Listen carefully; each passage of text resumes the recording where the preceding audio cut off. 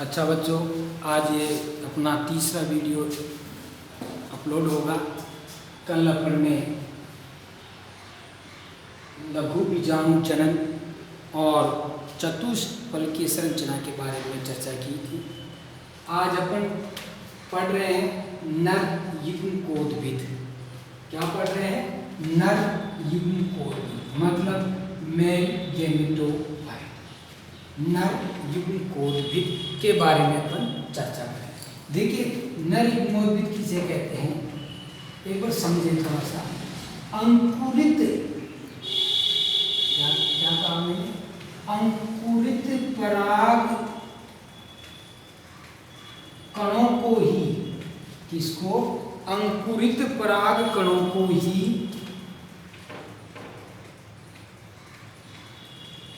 नर युग्मकोद्भिद कहते हैं। एक बार समझिए पहले इसको। देखिए क्या होता है, अंकुरित पराग कणों को ही क्या कहते हैं? नर युग्मकोद्भिद कहते हैं। क्या हुआ कि परागकोश के अंदर, एक बार समझिए, ये परागकोश था, परागकोश के अंदर परागकणों का क्या हो गया? परिपक्व हो गए। परिपक्व होने के बाद में परागकोश की भित्तियां क्या हो जाती है? टूट जाती है और परागकण क्या हो जाते हैं? मुक्त हो जाते हैं। और यह मुक्त होकर के परागण के द्वारा, इसके द्वारा परागण, परागण का मतलब परागकणों का जन्म, परागण के द्वारा कहां पर पहुंच जाते हैं? वर्तिकाग्र पर पहुंच जाते हैं। कहां पर पहुंच जाते हैं? और वर्तिकाग्र पर पहुंच करके परागकण क्या होते हैं? अंकुरित होते हैं। क्या होते हैं? अंकुरित होते हैं। अंकुरित का मतलब पराग नलिका का निर्माण होता है। अंकुरित का मतलब क्या होता है? पराग नलिका का निर्माण होता है। अब इन अंकुरित पराग कणों को ही क्या कहा आपने? अंकुरित पराग कणों को ही क्या कहते हैं? नर युग्मकोद्भिद कहते हैं। गैमेटोफाइट की प्रक्रिया के द्वारा, कौन सी प्रक्रिया? गैमेटोजेनेसिस, यानी युग्मक जनन के द्वारा, किसके द्वारा? युग्मक जनन के द्वारा क्या होता है? गैमेटोजेनेसिस के द्वारा पराग कणों से, किसके द्वारा भाई? गैमेटोजेनेसिस के द्वारा पराग कणों से किसका निर्माण होता है? नर युग्मकोद्भिद का निर्माण होता है। फिर समझिए एक बार, नर युग्मकोद्भिद पढ़ रहे हैं। नर युग्मकोद्भिद क्या होता है? पुष्प का नर भाग होता है। उसमें क्या होता है कि जो परागकण थे, परागकणों में क्या होगा? अंकुरित होगा। अंकुरित परागकणों को ही क्या कहते हैं? नर युग्मकोद्भिद कहते हैं। और नर युग्मकोद्भिद में इन परागकणों में किसके द्वारा? गैमेटोजेनेसिस के द्वारा। कौन सा गैमेटोजेनेसिस? माइक्रोगैमेटोजेनेसिस के द्वारा। माइक्रोगैमेटोजेनेसिस के द्वारा किसका निर्माण होता है? नर युग्मकोद्भिद का निर्माण होता है। किसका निर्माण होता है भाई? नर युग्मकोद्भिद का निर्माण होता है। देखो इस क्या होता है इस प्रक्रिया में,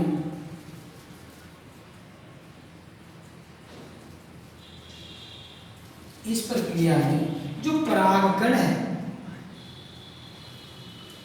इस प्रक्रिया में क्या है?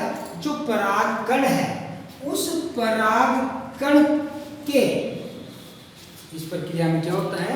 जो परागकण है, उस परागकण के केंद्रक, क्या कहा मैंने? परागकण के केंद्रक का क्या होता है? विभाजन होता है। एक बार देखिए, जैसे अपन ने ये चित्र बना रखा है। मानो ये परागकण की संरचना है, ये परागकण है। इस परागकण का केंद्र, ये क्या है? इसका केंद्रक है। इस परागकण के केंद्र का क्या होता है? विभाजन होता है। समझिए यहाँ पर नर युग्मकोद्भिद समझा रहा हूँ। अंकुरित पराग कणों को ही क्या कहते हैं, नर युग्मोद्भिद कहते हैं। अब नर युग्मोद्भिद क्या होता है, जो पराग कण होता है उस पराग कण के केंद्र का क्या होता है, विभाजन होता है, और इस पराग कण के केंद्र के विभाजन से, पराग कण के केंद्र के विभाजन से, जैसे अभी अपने कहें कि ये हो गया, और इसके विभाजन से, इस केंद्र के विभाजन से एक छोटी तथा एक बड़ी कोशिका का निर्माण होता है। परागकण में क्या हुआ, परागकण के केंद्र का विभाजन हुआ, परागकण के केंद्र के विभाजन से दो कोशिका बनी, एक छोटी कोशिका और एक बड़ी कोशिका। छोटी कोशिका को हम क्या कहते हैं, जनन कोशिका। छोटी को क्या कहते हैं बड़े, जनन कोशिका, तथा बड़ी को क्या कहते हैं, कायिक कोशिका कहते हैं। बड़ी को क्या कहते हैं, कायिक कोशिका कहते हैं। इस प्रकार परागकण के केंद्र के विभाजन से दो कोशिका का निर्माण हो गया। कौन कौन सी दो कोशिका बनी, एक कोशिका बन गई कायिक कोशिका, दूसरी कौन सी कोशिका बन गई, जनन कोशिका। छोटी कोशिका जनन कोशिका होती है, बड़ी क्या होती है, कायिक कोशिका। इस जनन कोशिका में, अब जनन कोशिका में क्या हो रहा है, समसूत्री विभाजन हो रहा है। जनन कोशिका में कौन सा विभाजन हो रहा है, समसूत्री विभाजन हो रहा है, और इस समसूत्री विभाजन से क्या बन जाते हैं, दो नर युग्मक बन जाते हैं। समसूत्री विभाजन से कितने, दो नर युग्मकों का निर्माण होता है, और इसको ही हम कहते हैं नर युग्मकोद्भिद। क्या कहते हैं, नर युग्मकोद्भिद कहते हैं। फिर समझिए नर युग्मकोद्भिद क्या होते हैं, अंकुरित पराग कणों को ही क्या कहते हैं, नर युग्मकोद्भिद कहते हैं। जो इस प्रक्रिया में क्या होता है, जो पराग कण होते हैं उन पराग कणों का केंद्र का क्या होता है, विभाजन होता है। इसके विभाजन से दो, एक बड़ी कोशिका बन जाती है जिसे कायिक कोशिका कहते हैं, और एक छोटी कोशिका बन जाती है जिसे जनन कोशिका कहते हैं। कायिक जनन कोशिका में क्या होता है, समसूत्री विभाजन होता है, और समसूत्री विभाजन से कितने, दो नर युग्मकों का निर्माण हो जाता है। इधर देखो, ये एक परागकण की संरचना है। इस परागकण का ये क्या है, केंद्रक है। इसके केंद्र का क्या हुआ, विभाजन हुआ। इसके केंद्र का क्या हुआ भाई, विभाजन हुआ। विभाजन से दो कोशिका बन गई, एक कायिक कोशिका और एक जनन कोशिका। कायिक कोशिका बड़ी है, जनन कोशिका छोटी है। जनन कोशिका में क्या हुआ, समसूत्री विभाजन हुआ, और समसूत्री विभाजन होने से कितने, दो नर युग्मक बन जाते हैं। ये दो नर युग्मक,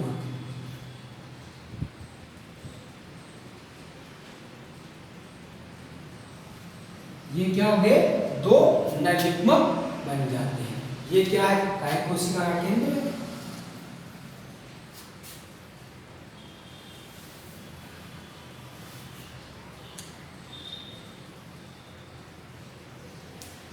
और ये क्या बन गई, पराग नलिका।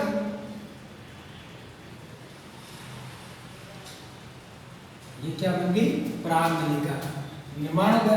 पराग अंकुरित का अर्थ यही होता है कि पराग नलिका का निर्माण। और एक पराग नलिका में कितने, दो नर युग्मक पाए जाते हैं। तो अब प्रश्न आ जाए, क्या आ जाए, क्वेश्चन देखिए, नर युग्म कोद्भिद का निर्माण होता है। प्रश्न क्या जाए, नर युग्म कोद्भिद का निर्माण होता है। नर युग्मोद्भिद का निर्माण होता है, तो कहाँ निर्माण होता है, उत्तर क्या आएगा, नर युग्मोद्भिद का निर्माण कहाँ होता है भाई, पराग नलिका में होता है। नर युग्मोद्भिद का निर्माण कहाँ होता है, पराग नलिका में होता है। अब हमें क्या प्राप्त हो गया, नर युग्मक प्राप्त हो गए। अब हमें क्या प्राप्त हो गया, जैसे तो देखो, नर युग्मोद्भिद प्राप्त हो गए। नर युग्मक प्राप्त हो गए। हमें कितने नर युग्मक मिले, दो नर युग्मक मिले। पहले तो देखो नरयुग्मक कैसे होते हैं। सबसे पहला 2-3 चीज पढ़ेंगे। नरयुग्मक कैसे होते हैं? अगुणित कैसे होते हैं? अगुणित होते हैं, पहली चीज। दूसरी चीज गतिहीन होते हैं। कैसे होते हैं? अगुणित होते हैं, गतिहीन होते हैं तथा अचल होते हैं। गतिहीन या फिर क्या कह सकते हैं? अचल होते हैं। नरयुग्मक कैसे होते हैं?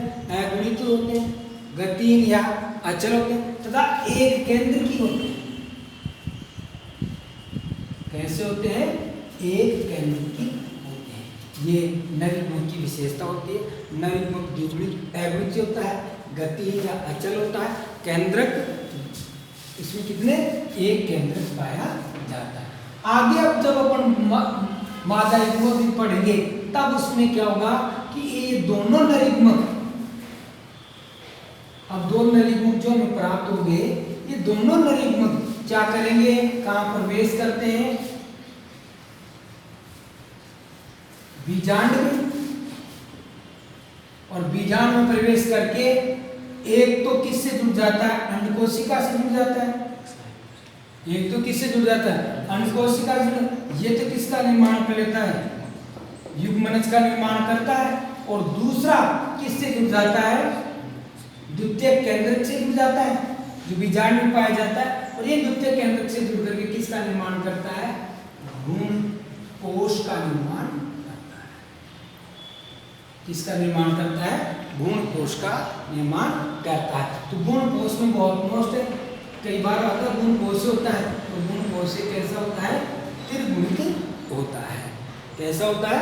त्रिगुणित। जबकि युग्मनज कैसा होता है? द्विगुणित होता है। तो अपन ने पढ़ा नरयुग्मक।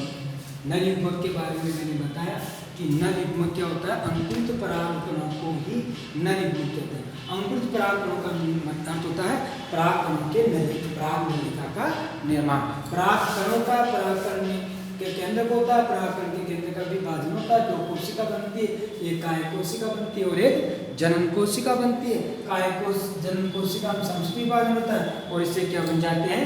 दो नरयुग्मक बन जाते हैं। अगर इसको फिर भी नहीं समझ में आया तो एक चार्ट के द्वारा आपको समझाता हूँ।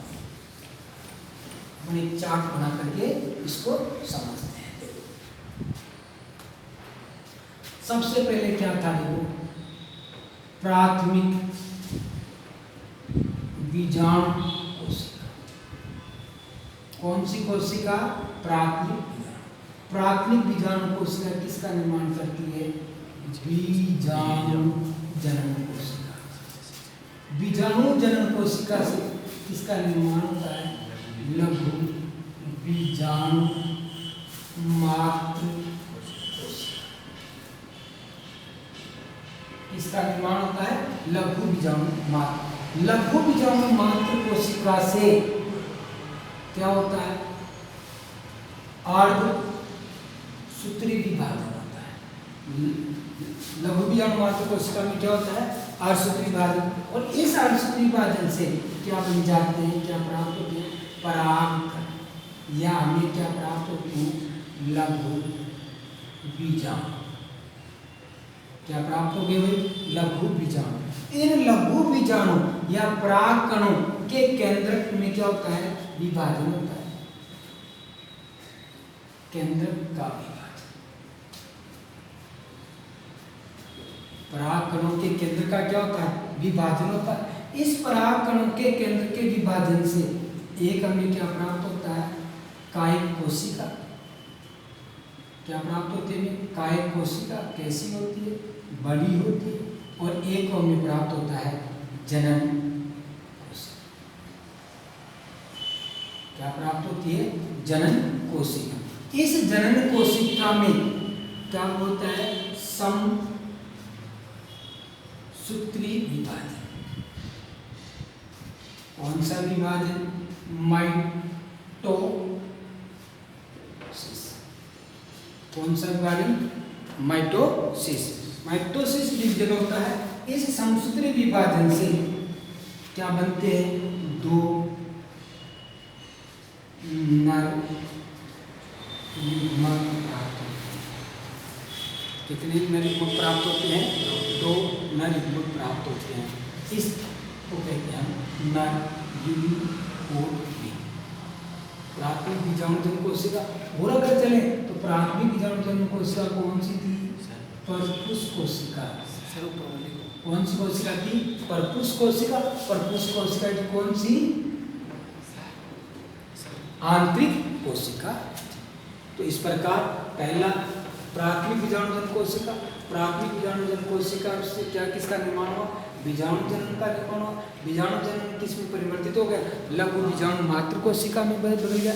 लघु बीजाणु मात्र कोशिका में अर्शत्री विभाजन हुआ। 4 अर्शत्री विभाजन से क्या बन गए? अगुणित परागकण बन गए। क्या बन गए?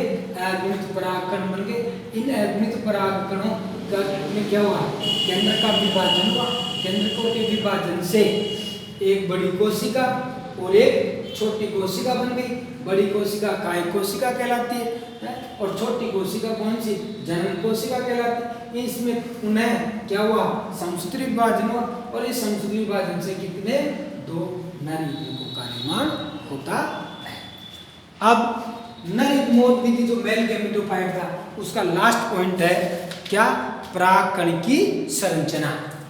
अब अपन लास्ट पॉइंट पढ़ेंगे परागकण की संरचना। अब अपन लास्ट का पॉइंट पढ़ेंगे परागकण की संरचना।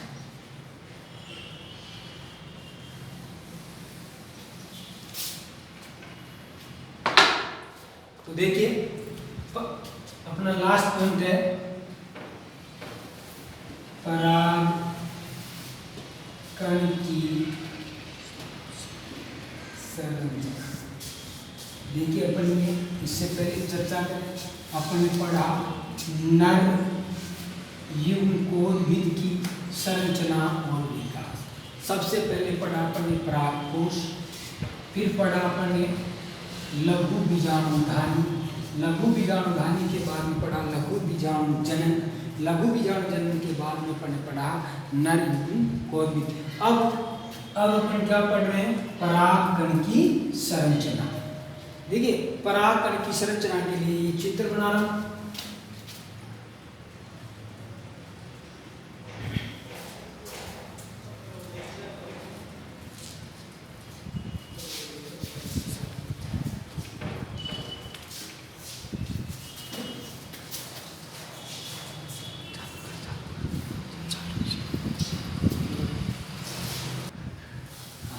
बात कर रहे थे अपन परागकण की संरचना। अब मैं परागकण की संरचना, देखो परागकण कैसा होता है? सबसे पहले परागकण अंडाकार होता है। 4-5 बातें करेंगे इसके ऊपर। परागकण की संरचना कैसी होती है? अंडाकार। दूसरी चीज परागकण कैसा होता है? अगुणित होता है। तीसरी चीज कैसा होता है? सूक्ष्म होता है। सूक्ष्मदर्शी यानी सूक्ष्म कण है। कैसा है? सूक्ष्म कण है। तो परागकण कैसा है? अंडाकार होता है, अगुणित होता है, सूक्ष्मदर्शी होता है। परागकण के चारों ओर, ये परागकण, इस परागकण के चारों ओर, परागकण के चारों ओर 2 स्तर पाए जाते हैं। परागकण के चारों ओर कितने स्तर पाए जाते हैं भाई? 2 स्तर पाए जाते हैं। बाह्य स्तर को, ये बाह्य स्तर हो गया। इसके अंदर वाला कौन सा हो गया? आंतरिक स्तर हो गया। बाह्य स्तर को बाह्य चोल कहते हैं। बाह्य स्तर को क्या कहते हैं? बाह्य चोल। तथा आंतरिक स्तर को अंतः चोल कहते हैं। तो देखिए परागकण कैसा होता है? अंडाकार होता है, अगुणित होता है, सूक्ष्म कण होता है। परागकण के चारों ओर 2 स्तर पाए जाते हैं। बाह्य स्तर को बाह्य चोल तथा आंतरिक स्तर को अंतः चोल कहते हैं। क्या कहते हैं? अंतःचोल और बाह्य चोल। बाह्य चोल किसका बना होता है? स्पोरोपोलिन का।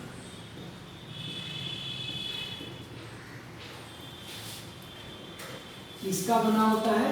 स्पोरोपोलिन का बना होता है। बाह्य चोल में छोटे छोटे, बाह्य चोल में क्या छोटे छोटे छिद्र पाए जाते हैं, जिन्हें क्या कहते हैं? जनन छिद्र कहते हैं। बाह्य चोल में सूक्ष्म सूक्ष्म छिद्र पाए जाते हैं, इन छिद्रों को जनन छिद्र कहते हैं। आवर्त जीवात्मों में मुख्य रूप से इनकी संख्या कितनी होती है? 3 होती है। आवर्त जीवात्मों में इनकी संख्या कितनी होती है? 3 होती है। ये 3 जनन छिद्र, और इन जनन छिद्रों से ही प्राग्नलिका का निर्माण होता है। प्राग्नलिका कहाँ से निकलती है भाई? इन जनन छिद्रों से निकलती है। अब देखिए किसकी संरचना पढ़ रहे हैं? परागकण की संरचना पढ़ रहे हैं। परागकण कैसा होता है? अंडाकार होता है, अगुणित होता है, सूक्ष्मदर्शी होता है, और परागकण के चारों ओर 2 स्तर पाए जाते हैं। बाह्य स्तर को बाह्य चोल तथा आंतरिक स्तर को अंतःचोल कहते हैं। बाह्य जो चोल होता है,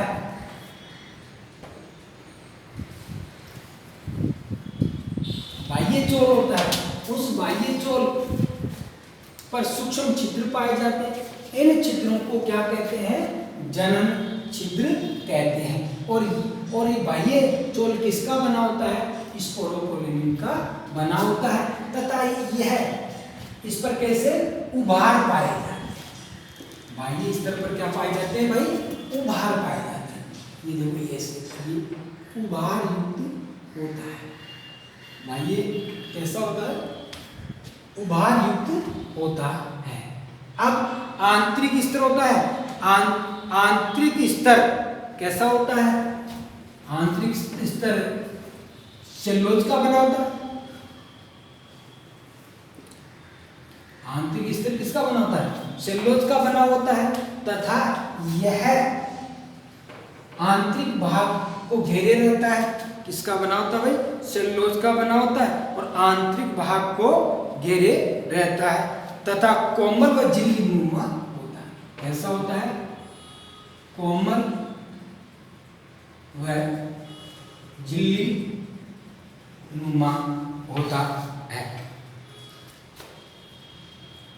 इसके अलावा परागकण में पराग एलर्जी भी उत्पन्न होती है। परागकणों से क्या? पराग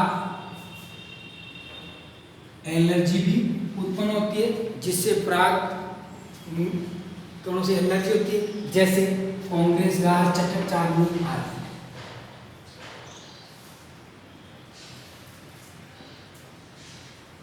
जैसे उदाहरण चटक चांदनी आदि।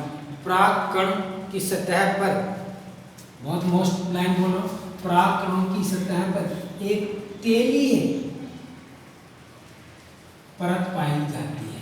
परागकणों की सतह पर एक तेलीय परत पाई जाती है, जिसे पोलन किट कहते हैं। क्या कहते हैं? पोलन किट कहते हैं। परागकणों की सतह पर एक तेलीय परत पाई जाती है, जिसे पोलन किट कहते हैं। इस प्रकार ये अपन ने परागकणों की संरचना के बारे में पढ़ा। एक बीजपत्री में जनन की क्रिया होती है, और द्विबीजपत्री पादपों में अलग देने की प्रक्रिया के बारे में अपन ने अध्ययन किया। और इसी के साथ आज हमारा कौन सा पॉइंट पूरा होता है? नर उद्भिद, जो पाठ का नाम था मेल एंड फीमेल गेमेटोफाइट। आज अपन ने मेल गेमेटोफाइट के बारे में अध्ययन किया। अब इसमें 2 चीज और मोस्ट है।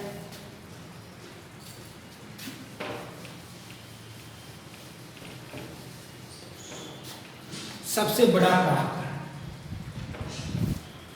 पहला सबसे बड़ा पराग किसका होता है? मिराबिलस का। सबसे बड़ा परागकण किसका होता है? मिराबिलस का। जबकि सबसे लंबा जोस्टेरा, सबसे लंबा परागकण किसका होता है? ज़ोस्टेरा। ये याद रखना, कई बार क्वेश्चन आता है कि सबसे बड़ा परागकण किसका होता है? मिराबिलस का। और सबसे लंबा किसका होता है? ज़ोस्टेरा। और सबसे छोटा परागकण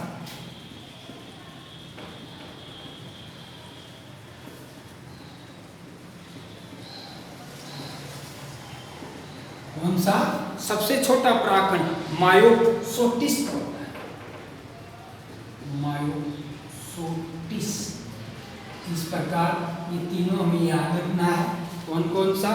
सबसे बड़ा परागकण मिराबिलस का, सबसे छोटा परागकण ज़ोस्टेरा का और सबसे छोटा मायोसिटिस का। इस प्रकार ये हमारा पहला जो मेल गेमेटोफाइट है वो पूरा होता है। धन्यवाद।